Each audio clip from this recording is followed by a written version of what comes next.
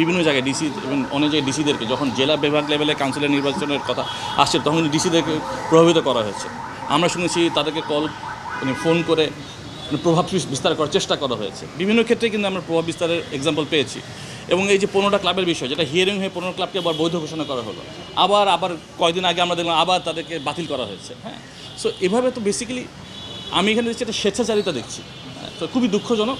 এবং আমাদের যেটা আমরা আজকে পজিশনে নিয়েছি এটা হচ্ছে বেসিক্যালি আমাদের নৈতিক পজিশন, যে এভাবে একটা বিসিবি নির্বাচন হতে পারে না। আর নতুন বাংলাদেশে আমরা এরকম নির্বাচন দেখতে চাই না। বাংলাদেশ ক্রিকেট বোর্ড, যেটা আমরা মনে করি বাংলাদেশে 18 কোটি মানুষের হচ্ছে বাংলাদেশ ক্রিকেট বোর্ড, সে এরকম একটা নির্বাচন তো হতে পারে না প্রভাবে, এবং ম্যানুফ্যাকচার ইলেকশন হতে পারে না। সেটার ভিত্তিতে আমরা আমাদের পজিশন নিয়েছি এবং আমরা যেটা বলছি আমরা আমাদের আবার অফিসিয়াল বক্তব্য দিব। অ্যাঞ্জেলিক ফ্রেশ এয়ার ফ্রেশনার, মুহূর্তেই মন মাতানো মনোরম সুবাস, জাগিয়ে তোলে এক স্নিগ্ধ অনুভূতি। অ্যাঞ্জেলিক।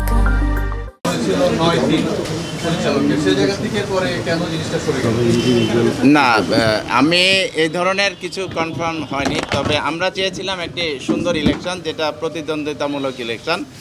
নির্বাচনটা যদি ওইরকম হয় তাহলে খুব ভালো লাগে। আসলে আপনারা দেখেন, এর আগে কিন্তু লাস্ট আমরা এরকম প্রতিদ্বন্দ্বিতামূলক নির্বাচন কিন্তু 2005-এ দেখেছিলাম, তারপরে আর দেখিনি। তো আমরা চেয়েছিলাম ওইরকম একটা নির্বাচন হোক। আসলে সমঝোতার যে বিষয়গুলি, এগুলি শুধু কিন্তু হাওয়ায় উড়ে বেরিয়েছে, এগুলোর কোনো সঠিক তথ্য ছিল না আসলে। হ্যাঁ, না, ক্রীড়া উপদেষ্টা, যেহেতু ক্রীড়া উপদেষ্টা কিন্তু এই ক্রীড়াঙ্গনের অভিভাবক, ওনার সাথে ক্রিকেট বোর্ডের নির্বাচনটা কীভাবে ভালোভাবে হবে, কীভাবে সুষ্ঠুভাবে হবে, সেটার জন্য একাধিকবার বসার সুযোগ আছে বা বসতে হবে, এটাই স্বাভাবিক।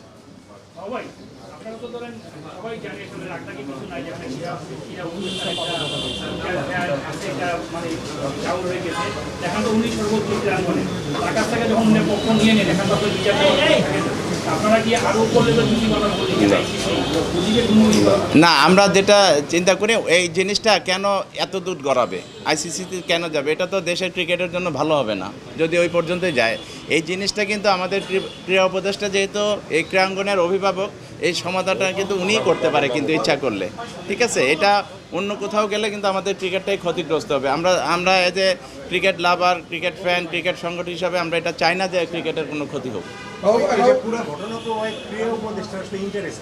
না, ইন্টারেস্ট কিছু না, উনি হয়তো এখানে যে জিনিসটা হয়েছে, যে ক্লাবগুলি, আমাদের 15টা ক্লাব আছে এখানে, দেখেন কিভাবে সূত্রপাত হয়েছে, যে 15টা ক্লাব নিয়ে এত দেন দরবার হয়েছে। একবার ক্রিকেট বোর্ডে এটার এক্সিস্টেন্স নিয়ে প্রশ্ন তোলা হয়েছে, তখন এটা ঠিক আছে বলছে, তারপরে নির্বাচন কমিশন এটা মানে সঠিক সিদ্ধান্ত দিয়েছে, তারপরে কাউন্সিলর হয়েছে।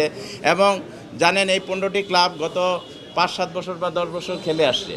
তারা যে এত বছর খেললো, এখানে কতগুলি খেলোয়াড় ইনভলভ, প্রায় 300 খেলোয়াড় ইনভলভ আছে এখানে। তারা অনেক টাকা পেয়েছে এবং অনেক খেলোয়াড় কিন্তু এখান থেকে মানে বিভিন্ন এজ গ্রুপে চান্স পেয়েছে। এবং আমার প্রশ্ন, যদি 15টি ক্লাব বাদ হয়, সেই ক্ষেত্রে গত কয়েক বছরের যে মানে স্ট্যান্ডিং পজিশানগুলি কি হবে?